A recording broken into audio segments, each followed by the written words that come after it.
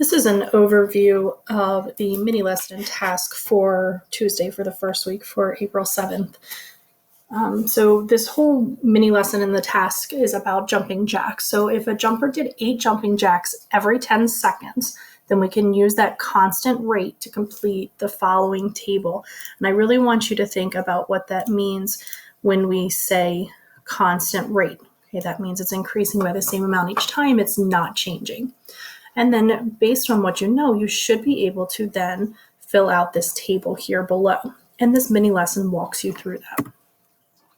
So first, if the time hasn't started yet, it is not possible for the jumper to do any jumping jacks. So we can make that first missing entry a 0. Okay, and you can see that right here. In the first one, it showed for the time of 0, it didn't have the number of jumping jacks. But if we haven't even begun yet, if we haven't started, then it's not possible for us to have anything. So we know that our starting point is 0. Okay.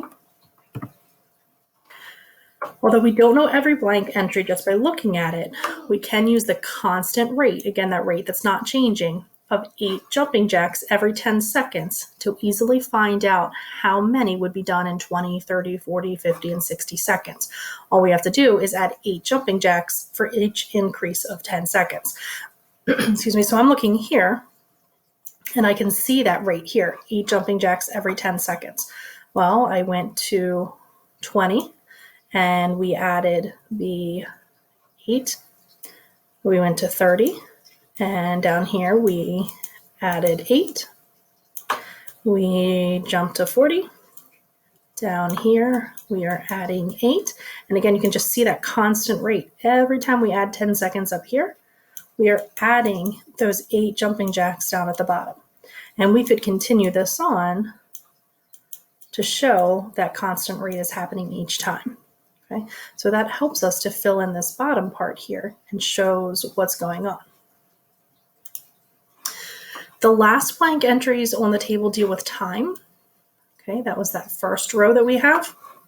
If we look at the total number of jumping jacks with a blank time start, you may notice that the quantities increase by 4. If we know the jumper does 8 jumping jacks in 10 seconds, okay, how many seconds would it take for them to do 4 jumping jacks? Okay, and it would be that 5.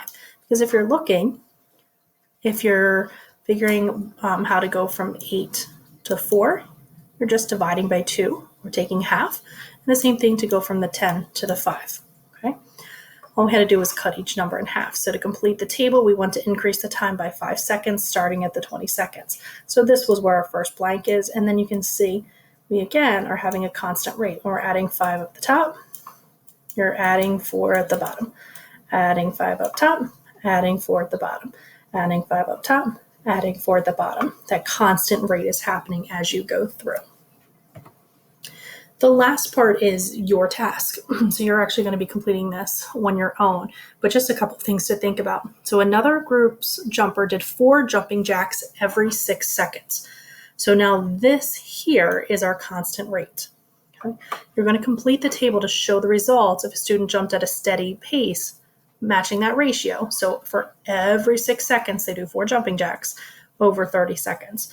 And you can see down here how the table is started for you. And you're going to finish it up. If you look, the first part talked about where to start when the time is 0. Then it talked about how to fill in the number of jumping jacks and to fill out the number of seconds for the time. So go back and review it if you need some help when you're doing this task on the last page.